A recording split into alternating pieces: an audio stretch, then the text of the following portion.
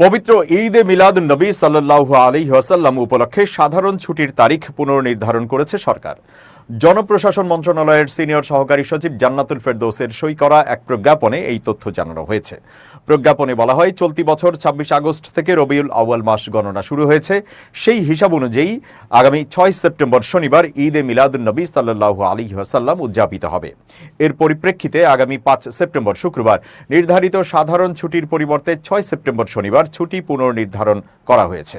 প্রজ্ঞাপনে জানানো হয়, দিনটিতে সব সরকারি, আধা সরকারি, স্বায়ত্তশাসিত, আধা স্বায়ত্তশাসিত এবং বেসরকারি অফিস বন্ধ থাকবে। তবে জরুরি পরিষেবার আওতায় থাকা বিদ্যুৎ, পানি, gas, fire service, telephone, internet, ডাক সেবা, হাসপাতাল, চিকিৎসা সেবা, ওষুধ ও চিকিৎসা সরঞ্জাম পরিবহন সহ সংশ্লিষ্ট যানবাহন ও কর্মীরা এই ছুটির বাইরে থাকবেন। এছাড়া জরুরি দায়িত্বে নিয়োজিত প্রতিষ্ঠানগুলোর ক্ষেত্রেও এই ছুটি প্রযোজ্য হবে না। ব্যাংক খোলা থাকবে কিনা সে বিষয়ে সিদ্ধান্ত নেবে বাংলাদেশ ব্যাংক। আদালতের বিষয়ে প্রয়োজনীয় সিদ্ধান্ত নেবেন সুপ্রিম কোর্ট।